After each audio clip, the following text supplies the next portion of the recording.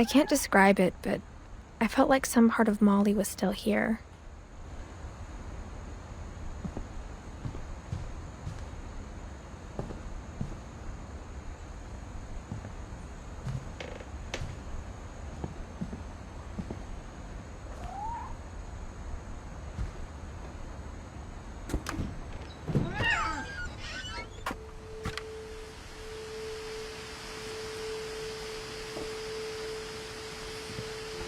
This will be obvious later, but my mom never told me any of these stories. Edie would have, but Mom didn't like bringing up the past. Though, when we adopted a stray kitten, she was the one who named it Molly.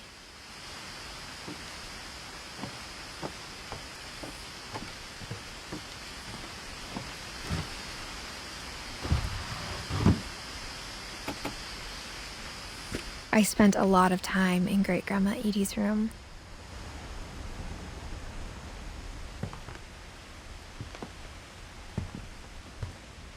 We got along, and it was a good place to hide from my mom.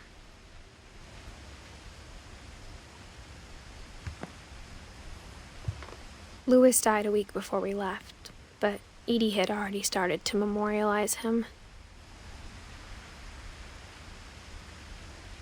Edie knit me a new pair of gloves every year, just in time to replace the old ones.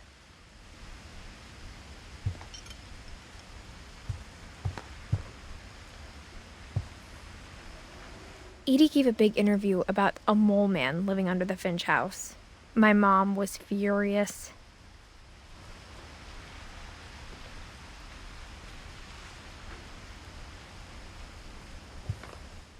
I hadn't thought of myself as Edith Jr. for a long, long time.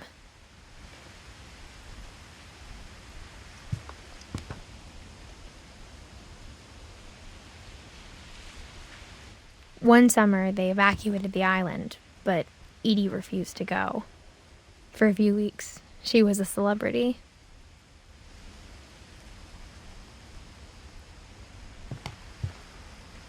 When Edie told people Sven was killed by a dragon, she could also have said he was building a dragon-shaped slide that collapsed. She could have, but she didn't.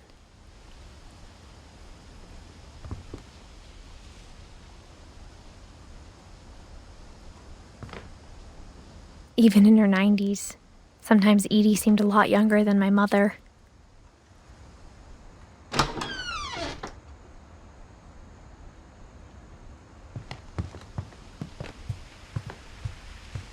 Her room was like a museum.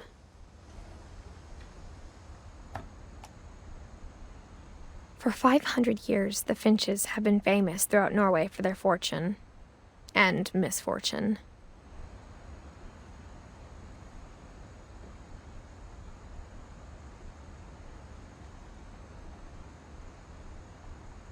Odin Finch buries the latest victims of the family curse, his wife Ingeborg and their newborn son, Johan.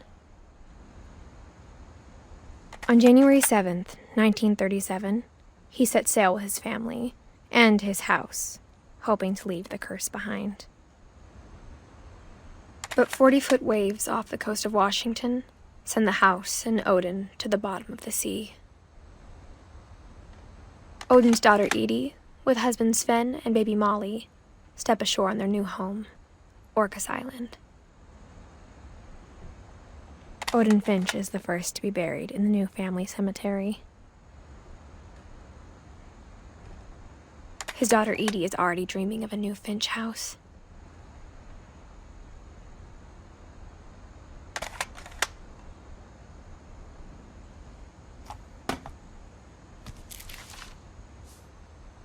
Whatever's wrong with this family, it goes back a long ways.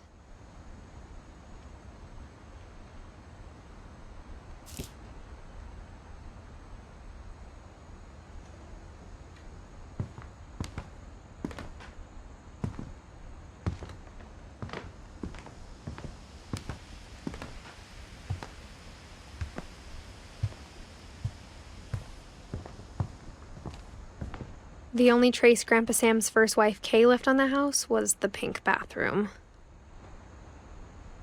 It was a pretty big trace.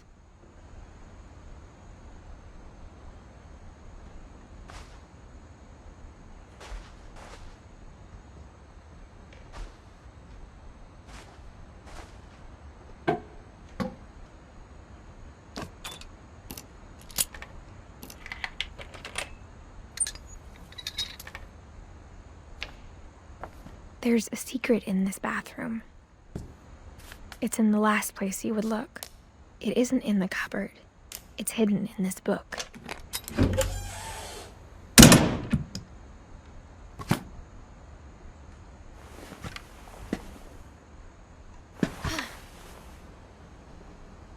Sven gave Sam an old camera he'd refurbished. He never put it down.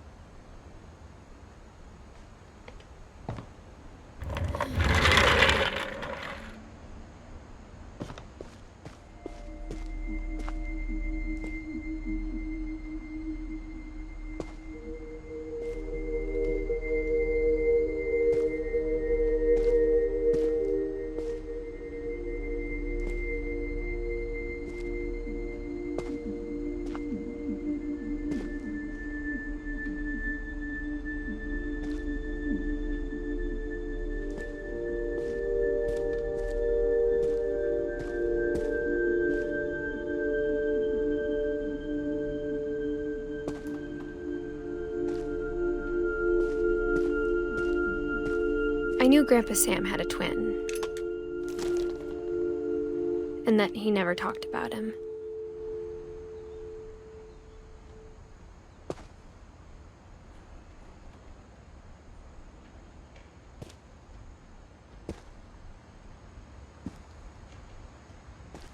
I guess my grandpa didn't like history any more than my mom did.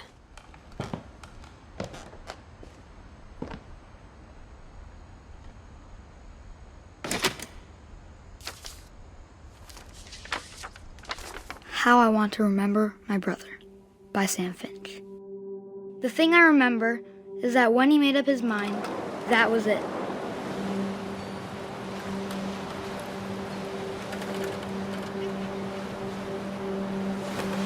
My brother said he'd die before he ate another mushroom, and he did. At Barbara's funeral, we swore he'd never be afraid again, and he wasn't. I think Calvin always wanted to fly. Sam! Calvin! Dinner's ready! Coming! But that day, he finally made up his mind to do it. I told him going around was impossible. Maybe if I hadn't said that,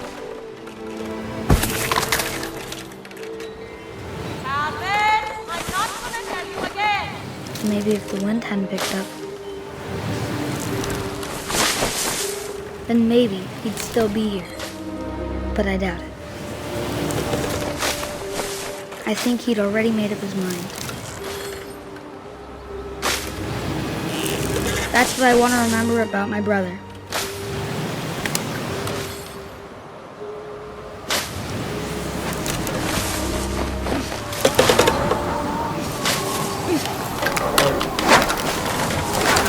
The day he made up his mind to fly. And he did.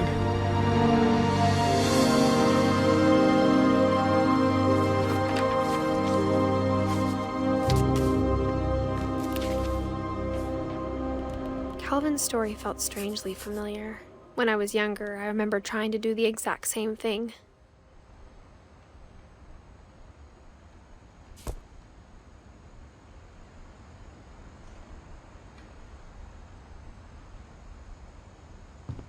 After the funeral, Edie roped off Calvin's half of the room.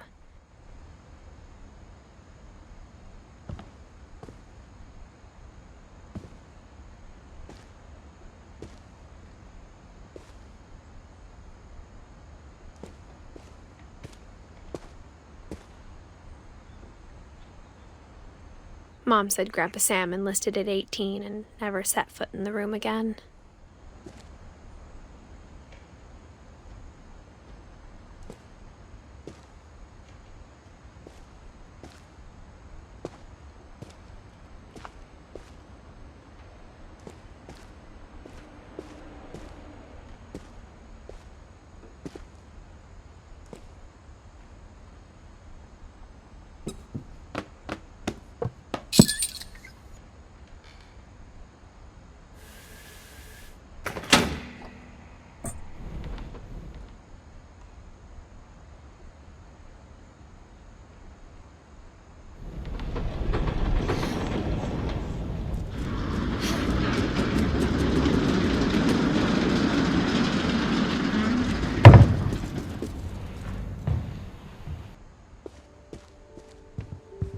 passages were a pretty tight fit.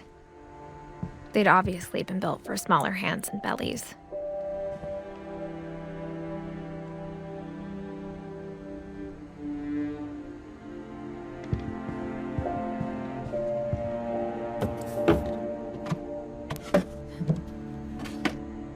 Growing up, I always thought of Barbara as a child star.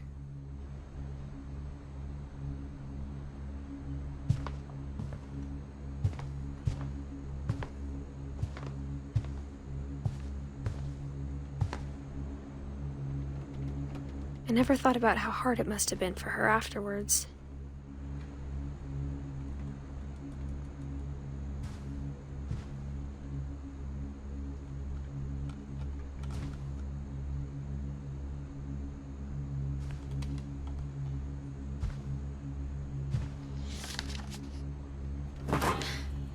Of all the stories people wrote about Barbara's death, I'm surprised Edie saved this one.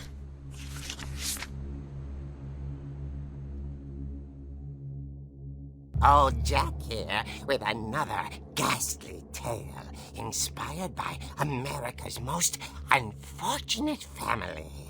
I'm calling it The Surprise Ending of Barbara Finch. As a child star, Barbara was famous for her scream. Now at 16, she was all washed up. A has-been. But in a lucky break, she'd been asked to perform her signature scream at a local convention for monster movie fans. It was just the boost her career needed. Unfortunately, her scream hadn't aged well. Getting better. I think you just need the right motivation. Her biggest fan and current boyfriend, Rick, was about to demonstrate when... Now that was a great scream. It was Barbara's father, Sven. He'd slipped into a table saw and had to be rushed to the emergency room. So Barbara got stuck babysitting her youngest brother, Walter. Her convention comeback was canceled. Okay, I'm hearing frustration, but I'm not hearing terror. What if I tried... A gang of hoodlums in Halloween masks have been terrorizing Orcas Island tonight. Police are urging residents to... That came from the basement. You're right! Also, I loved your delivery on that. Why is your basement door locked? Because my dad likes making puzzles and secret passages. There's a key hidden in the music box. The secret is to keep winding and winding until finally the key pops out. Thanks, babe. I'll be back in a sec. 20 minutes later, Rick hadn't returned. So Barbara went to look for him, right on cue. She reached for the music box. And as she wound the key, she listened for Rick, but the house was silent.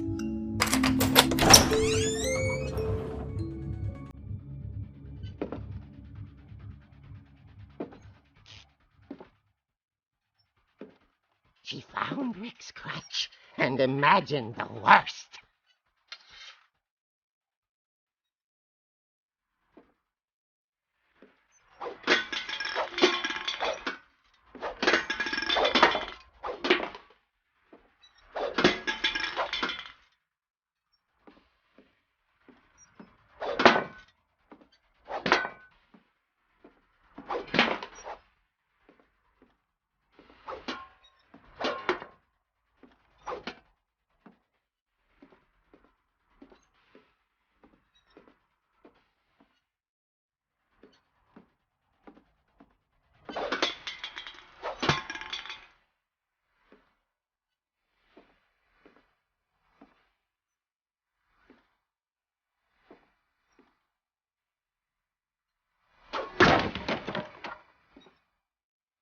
The gang's leader is the infamous Hookman killer, Dr. Carl Hamill, who impaled and then ate his family 10 years ago tonight.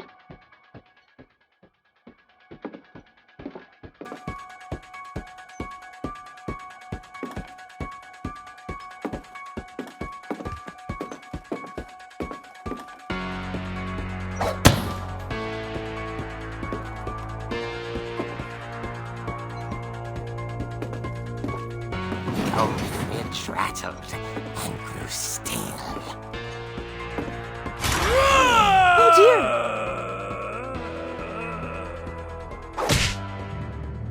Oh! Rick?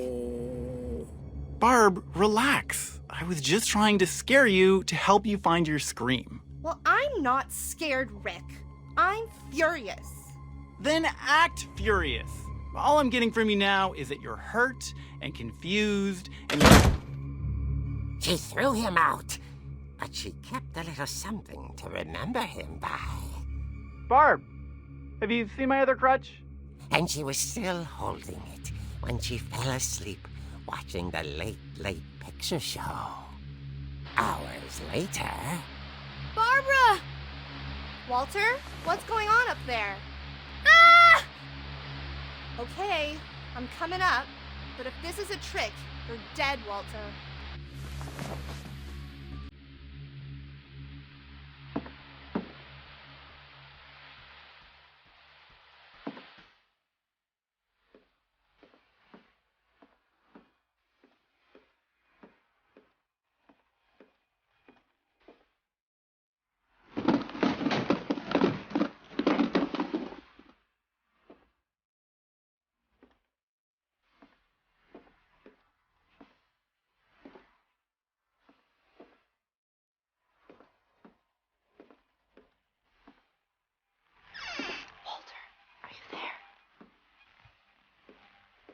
Walter had vanished, but his bedside radio was still on. Orcas Island police describe the man as 6 feet tall, with a steel hook for a hand. Residents are urged to lock all doors and windows and notify the police of any suspicious activity. Barbara turned, saw the hook man, and... was speechless. He was quite smashing. He was. He couldn't get enough of Barbara. Okay, Barbara, there's gotta be another way out of here.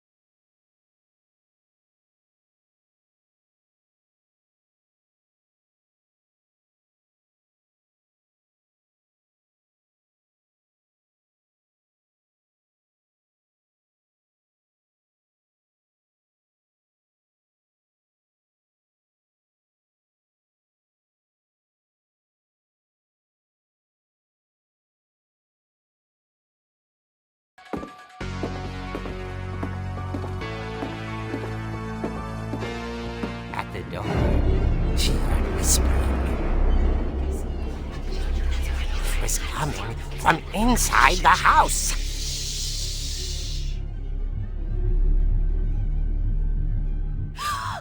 Oh dear.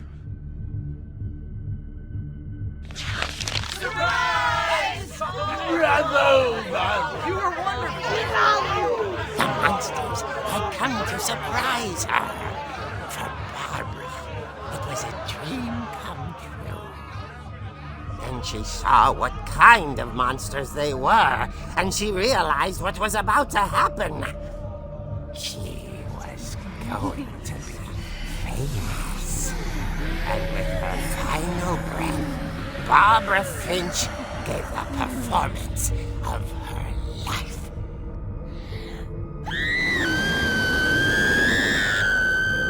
I wasn't there myself, But I hear Barbara was magnificent. Poor girl. She had a taste for stardom. But unfortunately, so did her fans. Of course, the police blamed it all on poor Rick, who disappeared the same night. And little Walter? Hiding under his bed the whole time. He took it all pretty hard, but that's another story. As for Barbara, tucked inside the music box is all they ever found of her. Her ear. Now that's what I call a real eerie tale.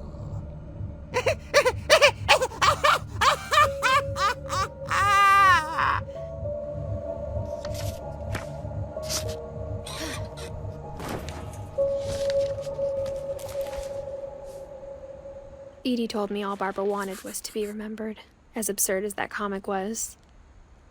Maybe what Edie saw was a happy ending.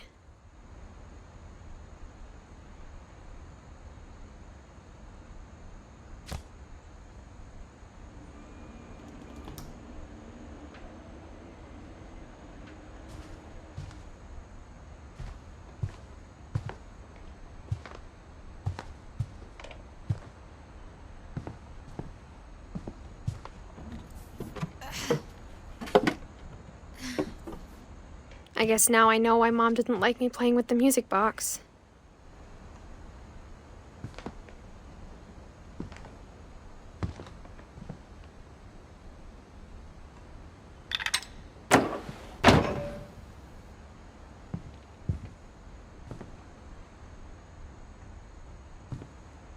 Edie's father, Odin, built the original house.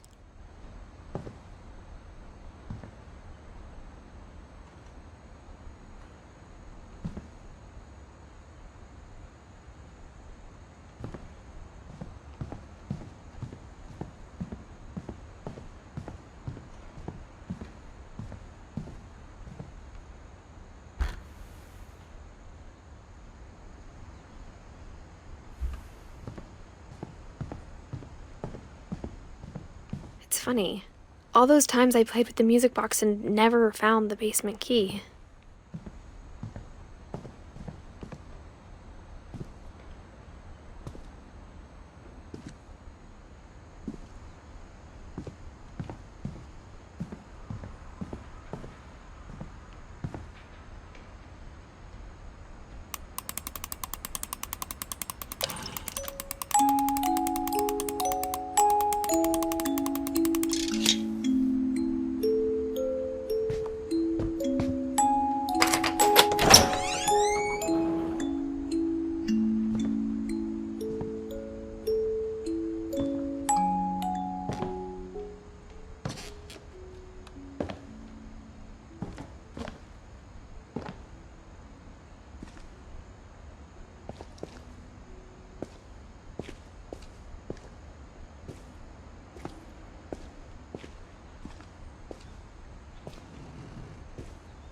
Mom said the basement was off limits, unless I wanted another tetanus shot.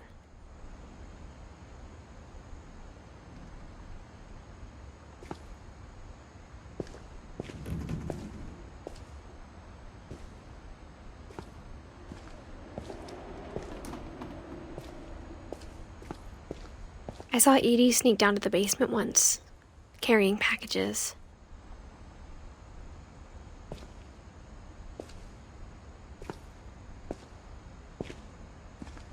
I thought maybe she was hiding presents.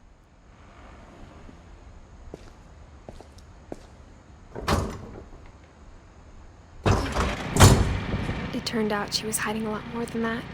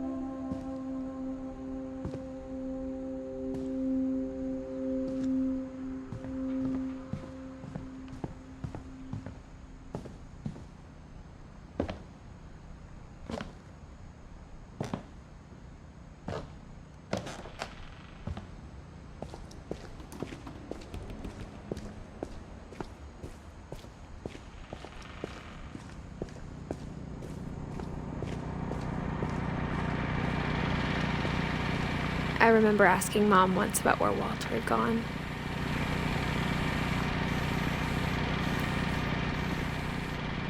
She said after Barbara died, he got as far away as he could. If there's a pattern in all these stories,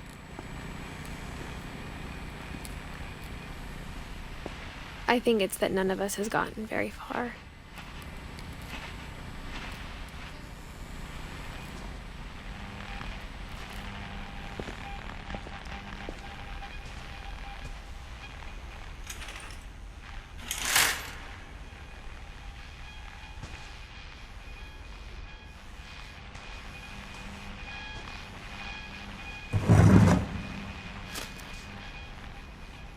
Goodbye, everyone. I can't believe I've been down here for 30 years. On that first day, after the shaking started, I didn't think I'd survive a week.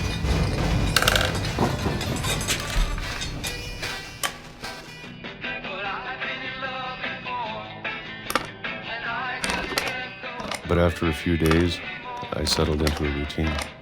That's what kept me sane.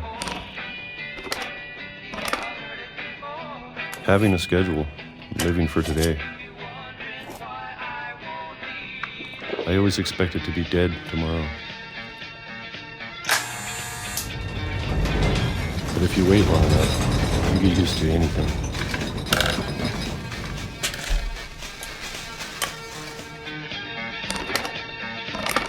Even a monster on the other side of the door starts to feel normal. Almost friendly.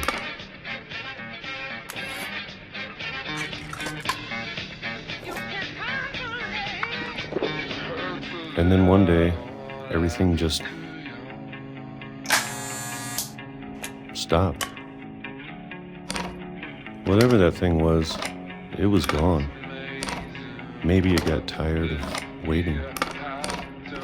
Or maybe I just got tired of being afraid.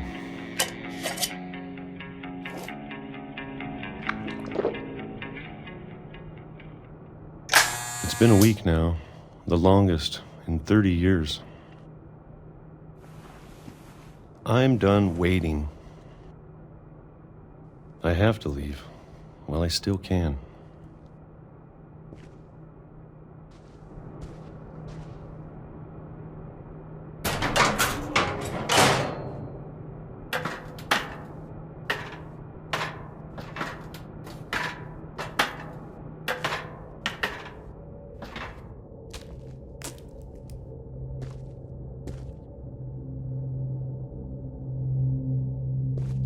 I know it's out there, somewhere. Whatever killed Barbara and Molly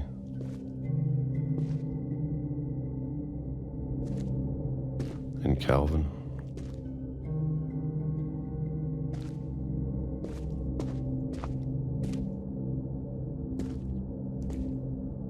Maybe this is all a mistake.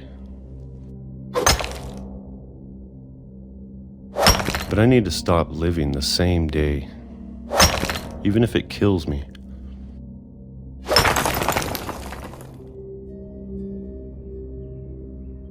Whatever's out there, I want you to know I'm ready for it. I'm going to appreciate all of it, especially the food. I don't mind if I only have a year left, or a month, or a single week. I'd be happy with one long day. I can already imagine the sun on my face.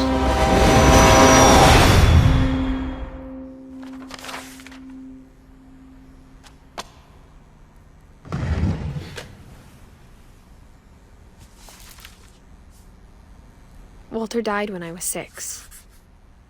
I can't believe my mom never told me he was down here.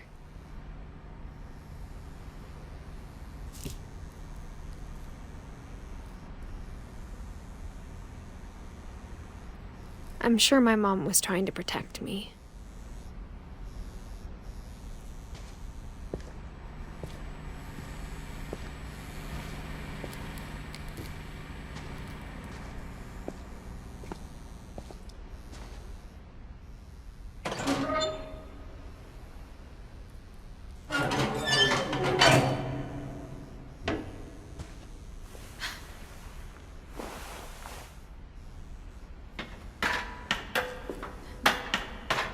Maybe she was afraid I'd end up like Walter. But if she never told me about an uncle under the house, I can only imagine what else she was hiding. I don't want to make the same mistakes she made. Trying to bury something that's still alive.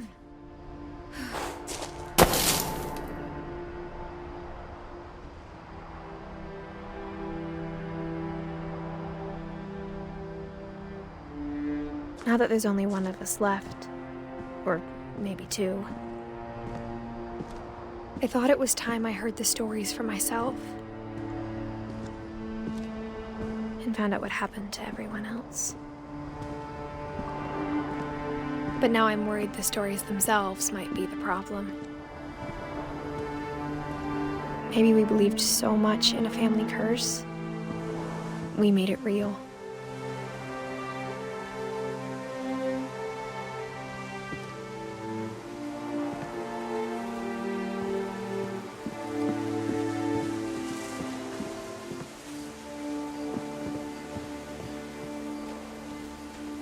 I don't know if I should even be writing this.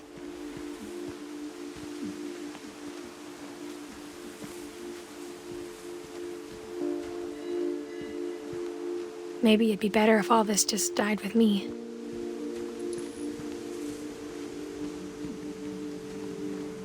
But I thought you should know about your family.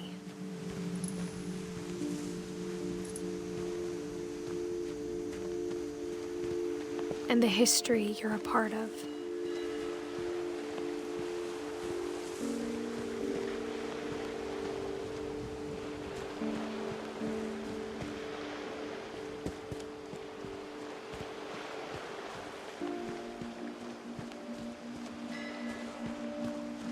Though to be honest, I feel as lost as you probably do right now.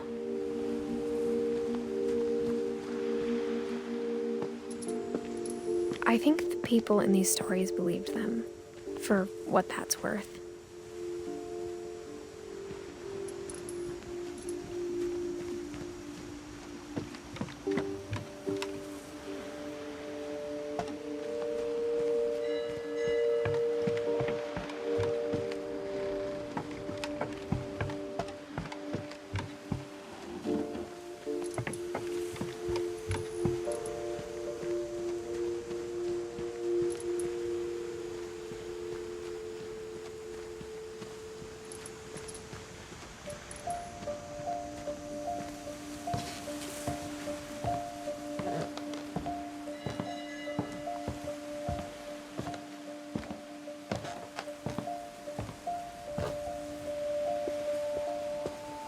And when you look at the house, that history of imagination and stubbornness and madness, any of it seems possible.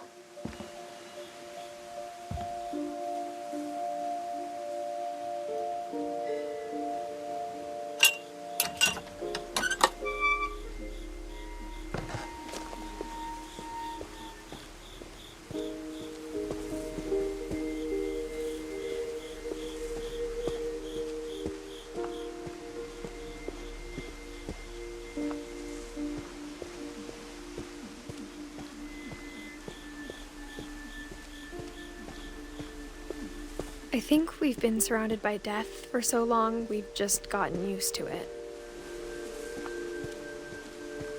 What kind of family finishes building a cemetery before starting the house?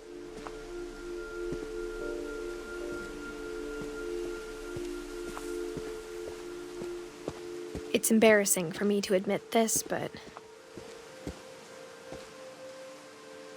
the pet cemetery made me more uncomfortable than the human one.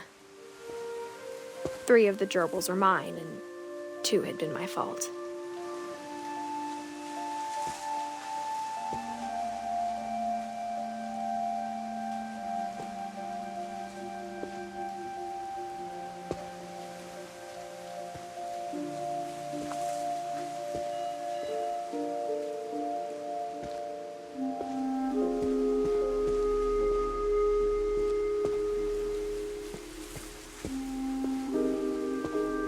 Sven built the house, but it was Edie who designed the cemetery.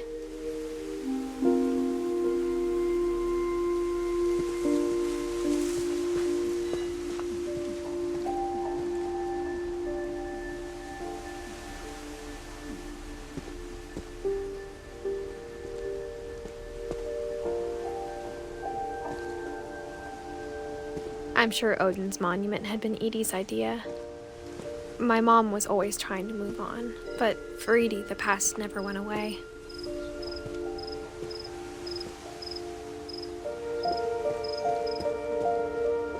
She could see it poking out of the water at low tide.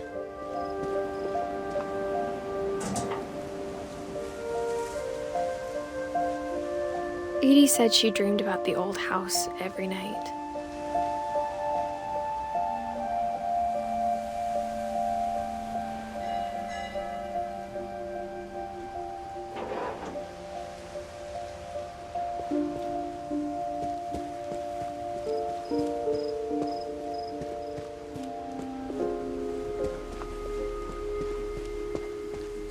Edie's side was always easier for me to understand. But the older I get, the more I can see where my mom was coming from. Her dad had been pretty strict, but it wasn't enough to save her brothers. She was just trying to do better.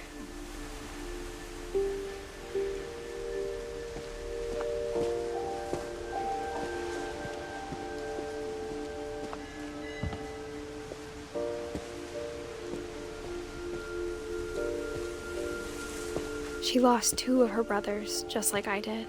I get why she tried so hard to protect us.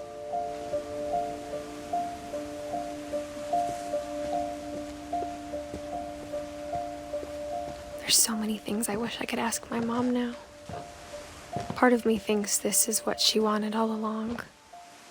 For me to come back someday and find everything out for myself.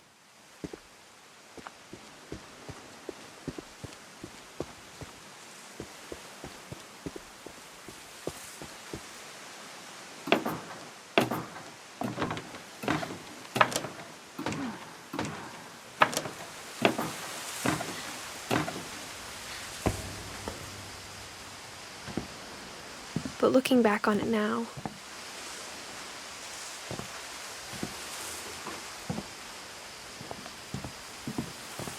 if she told me there was going to be so much climbing,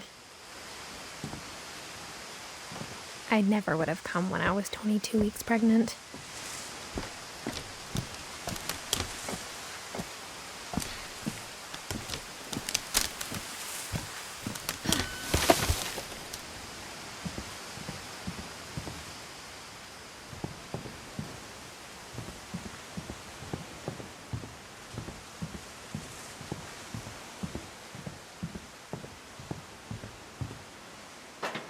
I never met Grandpa Sam, but I think he and my mom had a lot in common.